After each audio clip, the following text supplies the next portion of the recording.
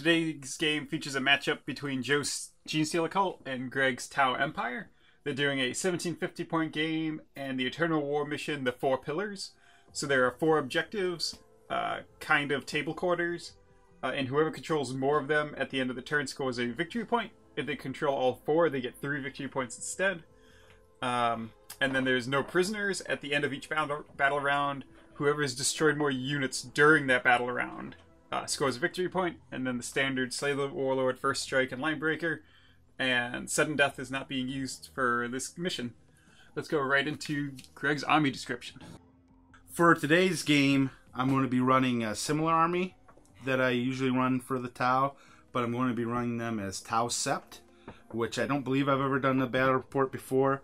It's Overwatch on a 5 or 6, as long as I'm within 6 inches of another Sept unit. We'll start off with the HQs. I've got a Fireblade cadre there, next to my Cold Star Crisis Suit commander.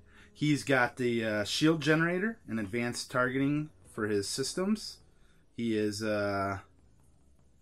he's my warlord, and he's got Strength of Belief, which is the Tau one, which gives him a 5+ Feel No Pain.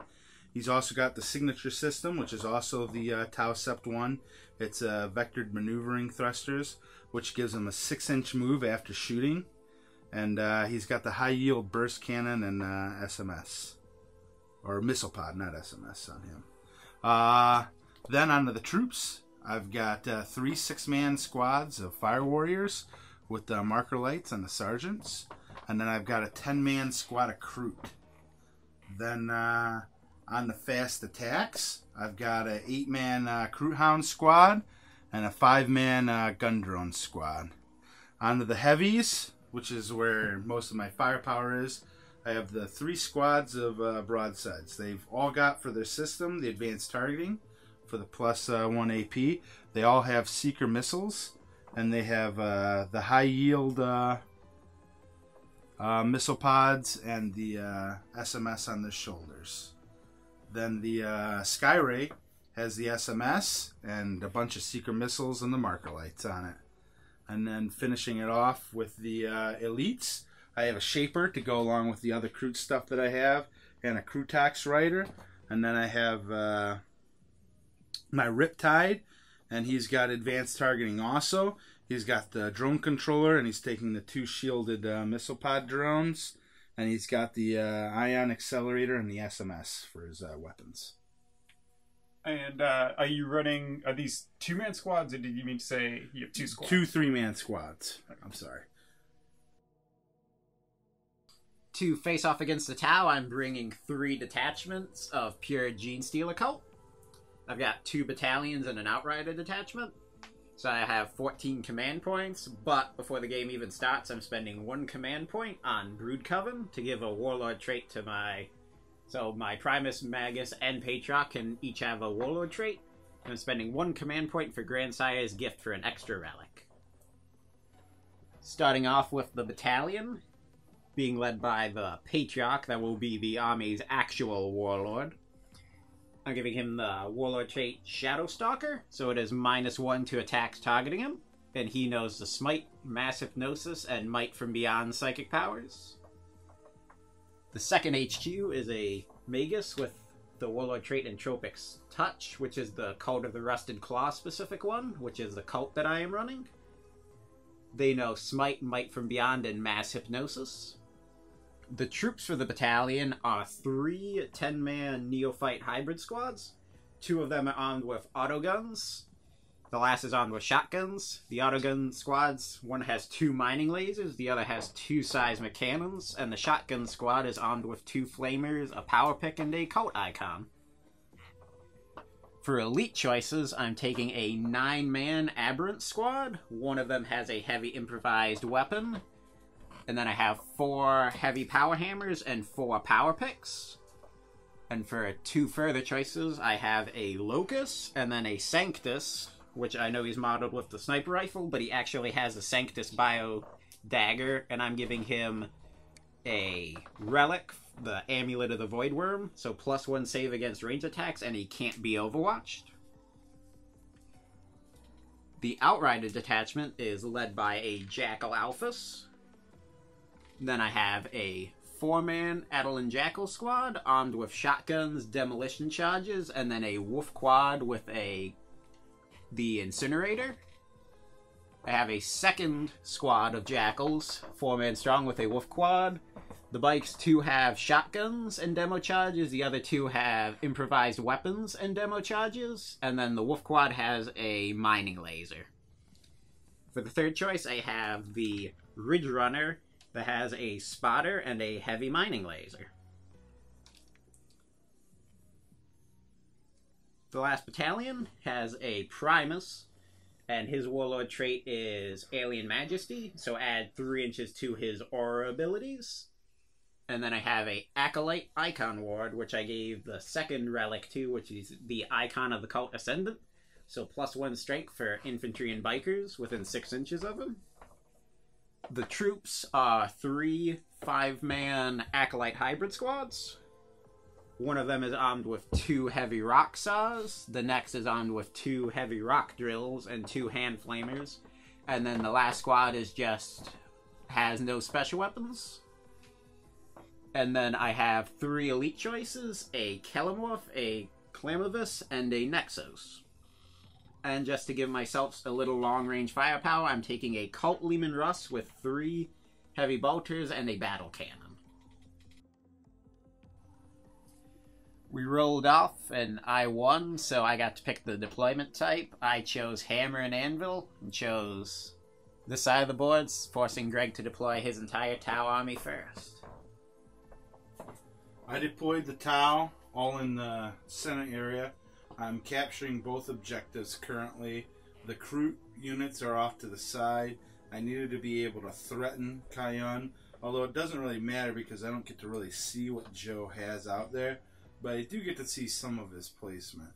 I'm not 100% sure whether taking first turn or second turn is better, but I'm going to go ahead and take first turn, and if Joe seizes on me, then I'll use the everyone in cover stratagem.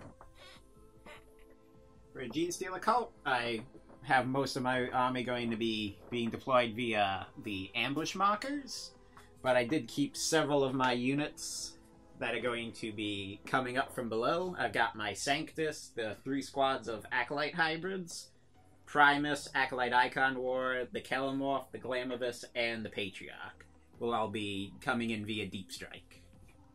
And then these guys are all coming in on the board. So are you going to try to seize, Joe? I am not. Alright, so that means you, at the end of Greg's movement phase, you will deploy everything, right? Yeah. Even though I have not yet disclosed which of Joe's units are behind those blips, I'm still going to take the opportunity to declare Cayenne and hope it goes for the best, because I really want to be able to get first strike in this game. And I guess now it's just on the movement, so I'm going to start here on the left flank with the crew. All of the Tau units are going to remain stationary for Cayenne. So I'm going to move my Crew Hounds, Crew Tax, Shaper, and Crew. That wraps up my movement phase, so now Joe has to reveal the placement of his models. All of the Genestealer Cult units that were set up in ambush have been placed on the board. I started off with the Nexos so that I could potentially get a command point back from the one I spent on Meticulous Uprising to move some of my markers around to alter my deployment. I did not succeed in that. But I've deployed the 3 squads of Neophytes on the left side of my deployment area with the Locust and the Magus behind them. And on the other side, I've deployed the Outrider detachment and the Cult Lehman Russ to hold that objective and to counter Greg's Crew Hounds. The last thing that came in was a unit of Aberrants that have deployed back in this corner. And now Greg finally gets to shoot. My first priority this turn is going to be to try to take out that Ridge Runner. So the first shot is going to be from that Sergeant on my right flank. All that unit can shoot at is the marker light at the Ridge Runner. That Fire Warrior Sergeant fired a marker light. I used network marker lights and ended up with 4 marker lights onto the Ridge Runner. So secondarily, for the next volley, the Skyray is also going to try to shoot his 2 marker lights and then his Seeker missiles at the Ridge Runner to try to blow it up. Fired its 2 marker lights, maximizing on the Ridge Runner, and then all of its Seeker missiles, and inflicted 6 damage to it after the Ridge Runner made its armor saves. The more middle squad of broadsides there, the cluster of 3, not in the line. Yep, that squad is going to fire its high yield at the Ridge Runner. I'm not going to fire their Seeker missiles. I'm going to fire their SMS over at the squad of neophytes. Yeah. The broadsides fired their high yield at the Ridge Runner and finished it off, but it did not explode. The broadsides with their SMS fired at the neophytes and inflicted 7 wounds. The second squad of broadsides is going to fire everything but their Seeker missiles into the bike squad here. The broadsides fired everything at the biker squad and left the just the ATV left with how many wounds? 3. 3 wounds left. Well, he's got 4 wounds. Yeah. He's a beast. Yeah, he is. It's because he's got 4 wheels. Fire warriors here are going to fire on him. The 4 fire warriors fired at him and inflicted 1 more wound. The only things I have left to shoot are the Krutax, which you can't see them, and the Riptide, whose SMS is out of range, and I did not overcharge. So it seems like overkill to get him, but honestly, he might be the best thing that I can shoot at because I don't have line of sight to the Lehman Russ. So I will shoot my ion accelerator at the ATV. And that takes care of him. And then I just have my commander left to fire and the Krutax. So I don't think he can shoot at anything. So the Krutax will go ahead and shoot at the Lehman Russ, I guess. The Krutax does not benefit from the Sept, so he ended up missing both shots and not being able to reroll at the Lehman Russ. It ended up not being that bad of a turn, though. I got rid of the Ridge Runner and the squad of bikes, and I hold both objectives. We didn't show it up at the end of Greg's turn. 2 more of the neophytes died to the morale test for that unit. With the loss of the Ridge Runner and one of the units of bikes, I'm kind of forced to just run away out of Greg's range since a chunk of my army is still off the field and I need them to have a chance of closing in on him. Lehman Russ is going to move up to capture the objective, but stay out of sight of as much of Greg's army as possible, but still in sight of the Kroot to get to fire at them. Jackal Alphys is just going to move back to make sure she's out of range, along with the unit of bikes. The one surviving neophyte will sacrifice himself to hold the objective as the Magus and the Locust run back, along with the Nexus and the units of neophytes. Spending 1 command point on Return to the Shadows for the unit of Aberrants to go away and come back via Deep Strike. Not too much shooting for my turn. Going to start with the Jackal Alphys. She is going to mark the unit of Kroot Hounds and then fire at them with her Jackal Sniper Rifle. Managed to pick off 1 Kroot Hound. Lehman Russ is going to fire all of its weapons into the unit of Kroot Hounds to try and secure me first strike. With all of its firepower, the Lehman Russ managed to take out all of the Kroot Hounds but 1. And that is all of my shooting. Then I will use the 2 command points to not give up first strike. Nice. So no victory points are scored for controlling objectives because you're tied, and Greg gains a victory point for having more, having killed more units than you, and then he also got first strike.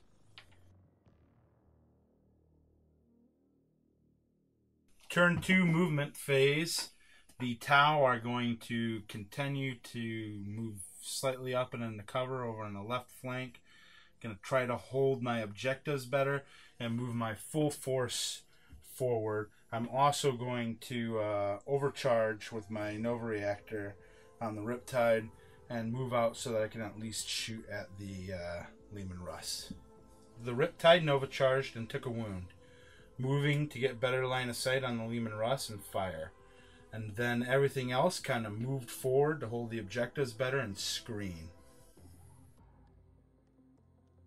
Shooting phase time. The commander fired his missile pod and took out the last neophyte. The sergeant from the Fire Warrior squad is going to fire his marker light onto the Lehman Russ. He didn't move, so he's hitting on a 4+. And he missed, so that's great. Now the broadsides are going to fire their SMS over here on this squad. I killed one neophyte. I'm firing the Skyray marker lights at the neophytes now. I did not fire them before the broadsides fired because it would have taken the last broadside out of range and I would have only had 2 broadsides to fire SMS. Firing at the Lehman Russ, I inflicted 1 mortal wound on myself from the Ion Accelerator and also 9 wounds onto the Lehman Russ. The broadsides will now fire their SMS and hopefully, how many has it got left? 3. Inflicted 1 more wound upon the Lehman Russ and dropped a dice on the floor. There is nothing else from my army to shoot. I destroyed 1 unit, so that's not a great advantage considering that the Genestealers are bringing in their reserves possibly, and I hold both my objectives, but nothing from Joe's, but his 1 objective is left empty. Yeah, so if Joe doesn't take that back, you'll get another point. Yes. Things aren't looking great for the Genestealer Cult right now, but with all the reserves coming in is my best chance to try and turn things around if I can make a few charges. At the start of my turn, I spent 1 command point on Devoted Crew for the Lehman Russ so it can act with its top profile, and I successfully got the command point back from the Nexos. So starting off movement, Lehman Russ will move over in order to get sight onto some of the Tau units. Unit of Jackals advancing up so they can try and get into the fight. Jackal Alphas will just move up alongside them. The Locust will move up to take the objective. Megas will follow alongside. Units of Neophytes moving up just to get them closer into the fight. Nexus might as well just move up. That wraps up all of my units to move, so it's just going into the ambushing units. All of my reserves have now arrived. I spent 2 command points on lying in wait to bring the Kelamorph in behind Greg's gun line to try and go after the Cadre Fireblade. I brought in the 3 squads of Acolyte Hybrids to go after the Kroot, and the Glamovis is standing behind them for his +1 to their charge rolls for this turn. In the back of Greg's deployment zone, the Patriarch came in to be able to cast Mass Hypnosis on basically any of the units in Greg's army. Out in front, the unit of Aberrants came in 9 inches away, and then I spent 3 command points on a perfect ambush for them to move in closer. Little ways behind them, I have the Sanctus, who can't be overwatched, ready to charge in towards the broadsides, and then I have the Primus and the Acolyte Icon Ward to lend their auras to the unit of Aberrants. With him coming up, the Primus is going to mark the unit of broadsides in front of him with his Meticulous Planner special rule. So cult units get to reroll wound rolls of 1 against that unit. Patriarch successfully managed to manifest Mass Hypnosis onto the unit of broadside so they cannot fire Overwatch, and they fight last in the fight phase and subtract 1 from their hit rolls. Only bit of shooting that I have to do, because I don't want to make my charges any harder than they already are, is the Lehman Russ. It's going to fire its battle cannon into the unit of broadsides that was just hypnotized, and its heavy bolters into the unit of drones in front of them. With a combination of Greg rolling the lookouts for the drones, I managed to pick off 1 broadside and 4 out of the 5 drones. Danny forgot to remind me, but I've got the Calamorph to fire into the Cadre Fireblade. With all of his shots successfully hitting, and then the repeat shots hitting, the Calamorph picked off the Cadre Fireblade. Have a lot of charges to attempt this turn. Going to start off with the Sanctus. He would declare a charge into the unit of broadsides in front of him and the unit of Fire Warriors on their right to try and prevent them from getting the Fire Overwatch later on. Sanctus successfully made it in on only the broadsides. Aberrants will declare a charge against the broadsides, the Skyray, and the Fire Warriors. Successfully made their charge in, and when I pile them in, everyone will be able to attack the units that I want, and they're still within range of the auras from the two characters out there. Next charge will be the unit of regular Acolyte hybrids onto the Crew, and the Crew Shaper. And the Crew Tox? Yes. Greg successfully managed to pick off one of the Acolyte hybrids in Overwatch, but they made the charge in. Just so he can get in to help support the Aberrants, Primus is going to declare a charge against the broadsides. Okay. Fails. The last unit of Acolyte hybrids successfully made their charge in, which leaves the only charge, the Patriarch, into the squad of Fire Warriors in the back. Just so he can get in to help support the Aberrants, Primus is going to declare a charge against the broadsides. With a low roll, Primus is not going to make it into the broadside combat. Despite a massive firepower from the Tau, Patriarch took no wounds to Overwatch, but then he failed his charge, even with a command point reroll. Piled in with the squads of Acolytes. The one squad with the Rock Drills just went on the Crutox and the Crute Shaper, and thanks to their drill attacks, managed to kill both of them. The 4-man squad put all of their attacks in on the Crute and managed to take out 8 of them. Aberrants are going to pile into better units, and they'll go next. Did all of the attacks from the Aberrants against the 3 units they were in combat with. Managed to take out 2 of the broadsides and put 2 wounds on the last one. Against the Fire Warriors, managed to take out all of them except the Sergeant. And on the Skyray, I managed to do 9 wounds, leaving it at 4. Only person left to go is the Sanctus. The Sanctus rolled well with his attacks and managed to finish off the wounded broadside. The Tau did not do very well in their attacks back at all. I inflicted no damage, lost both Crute to leadership, lost my drone to leadership, and lost my Fire Warrior Sergeant to leadership. At the end of Battle Round 2, the Genestealer Cult managed to wipe out 7 Tau units during the turn to the 1 unit they lost, and they successfully secured all 4 of the objectives on the board. So the Genestealer Cult get 4 victory points for this turn, putting them at 4, and the Tau receive no victory points, so they're at 2. It's not looking very good for the Tau, but I'm going to try to reclaim some points. So I'm going to overcharge again with the Ion. So I take another mortal wound. And first off, I'm going to do retreats. So this Crute Hound is going to move back over here and fall over. And he is going to move up to be close enough to assault if it matters. These drones are going to move up with him. Screen ever so slightly. The Fire Warriors here. Moving up. Fire Warriors up here.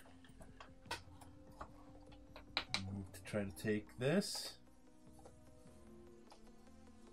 The broadsides are already at -1 to hit, so they're going to stay where they are. Skyray here is going to retreat. The commander in the Cold Star is going to do his super move. 40 inches. He's going to end up back over here and try to take out some Genestealer characters. On to shooting. The Skyray is going to marker light the aberrants and fire its SMS at them. He did nothing but one marker light on the aberrants. The Fire Warriors are going to marker light the close squad. So looking for a 5-up, and then they're going to shoot into it. 2 saves. 4-up. Good. And then the other squad is going to rapid fire actually back at the aberrants and try to get a second one. Fire Warriors failed to marker light the aberrants, but took out 2 of the squad in front of them. The missile drones took out one of the aberrants. The Riptide is now going to fire its SMS at the 2-man squad in front of it, and it's going to fire its ion accelerator at the aberrants. The Riptide's SMS destroyed that squad right in front of it. The ion accelerator was able to kill 2 aberrants. The broadsides are going to fire their SMS over on this squad, and then they'll fire their high yield over on the aberrants. They inflicted no damage onto the squad, and the broadsides were able to remove 1 aberrant and put a wound on another. The commander is going to fire his burst cannon at this tactical genius here, and the missile pod at the female magus. The commander inflicted 1 wound onto the tactical genius and 3 onto the magus, and now he is jumping back further into cover. Because of your relic? Yes. Locust took 1 mortal wound from taking the shot. And then I'm going to finish off the turn because it's not looking very well. I'm going to assault this squad over here. Even though I could probably get away because I think he's more than 3 out. I still need to kill models. So I'm going in with the Riptide. I took 1 wound from the hand, or was it from the hand flamer? Yeah. 12 on my charge. So I get to assault and do a little bit of blocking here. So I killed 1 on the charge. In their return attacks back against the Riptide, I only managed to do 2 wounds to it with the drills. They both failed on their rerolling to get mortal wounds. And then I will spend 2 command points to just auto-pass leadership on the aberrants. See if I get either back. Get 1 back. So I am surrendering as the Tau player as I knock things down. I had a great first turn. It's always tough. I tried to castle up as much as I could because I knew he was coming in with everything, and I just didn't do enough on the top of my turn 2, I think. And I probably should have done better with my screening. But I like the way this Tau list plays, and it's a ton of shooting from the broadsides.